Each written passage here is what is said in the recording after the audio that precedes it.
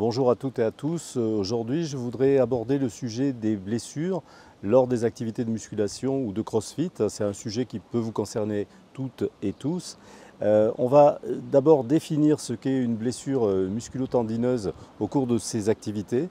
Ensuite, je vous expliquerai comment les traiter et également, et ça c'est peut-être le plus important, comment les prévenir.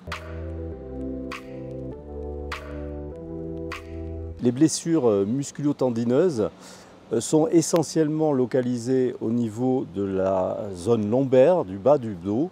En deuxième position, c'est l'épaule et en troisième position, c'est le genou. Comment elles se manifestent? Elles se manifestent bien sûr par des douleurs aiguës. Le premier stade, c'est ce qu'on appelle l'élongation. Il y a un étirement excessif du muscle, mais il n'y a pas de lésion véritable au sens où il n'y a pas d'hématome, il n'y a pas d'œdème. Et puis après, vous avez des lésions beaucoup plus graves, bien sûr, qui sont le claquage. Le claquage, là, il y a une déchirure des fibres musculaires qui est localisée et ça peut aller jusqu'à une déchirure totale du muscle où là, il y a une impotence, une douleur importante, un hématome, de l'œdème, etc. Donc, vous voyez qu'il y a des degrés de gravité dans ces lésions. On peut aussi avoir des atteintes du tendon. Le tendon, c'est la structure fibreuse qui maintient le muscle à l'os. Et ça s'appelle des tendinites, vous le savez, ou des tendinopathies. Ces tendinopathies peuvent être aiguës, mais aussi chroniques. Et c'est là qu'il faut être vigilant. Quand vous faites une activité de musculation, la pratique de cette musculation doit être encadrée de façon à ne pas blesser, de ne pas abîmer le tendon, puisqu'à terme, ça peut entraîner des lésions qui sont quelquefois irréversibles. Comment on traite ces lésions musculo-tendineuses qui surviennent lors de ces activités soit de musculation, soit de CrossFit? Eh bien, il y a un protocole qui s'appelle le protocole Price, P-R-I-C-E. Donc le P signifie positionner, c'est-à-dire que quand vous avez une atteinte comme ça musculaire, il faut déjà mettre le membre en position contrôlée. Donc c'est le positionnement, le P. Le R, c'est le repos. Il faut mettre le membre au repos. Le I, c'est ice, c'est la glace. S'il faut avoir quelque chose dans une salle de sport pour traiter les lésions musculo-tendineuses, c'est bien de la glace, une poche de glace. Donc le C, c'est la compression. Il faut prendre une bande, par exemple élastique, pour comprimer la zone qui est lésée.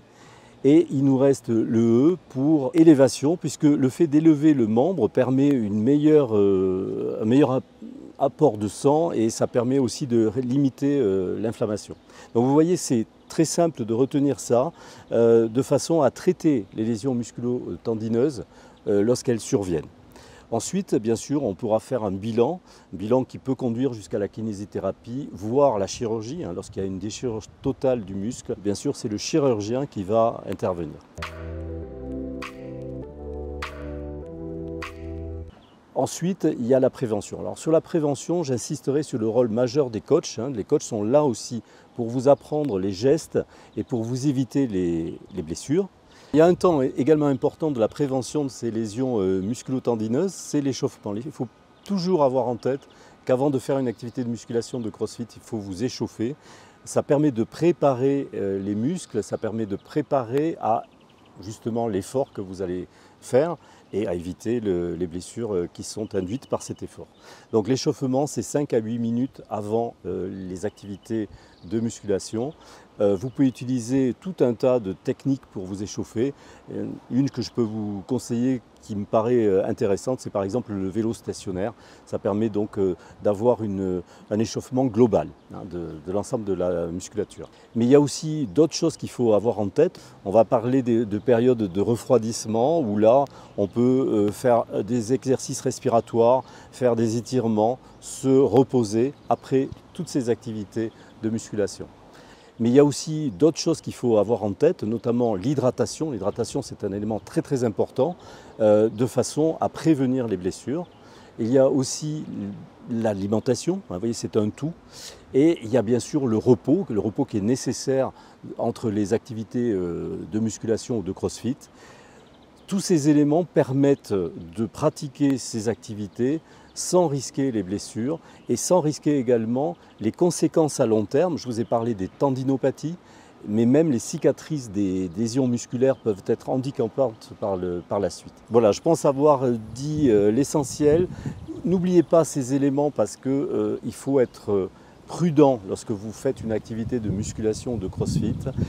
Vous devez vous faire plaisir, il faut que le travail porte ses fruits, mais sans risquer les lésions, les blessures. Je vous dis à bientôt, je vous donne rendez-vous sur une prochaine vidéo qui sera consacrée à l'hydratation. Je vous ai dit, j'ai insisté là-dessus, c'est un temps important lorsqu'on fait de l'activité physique.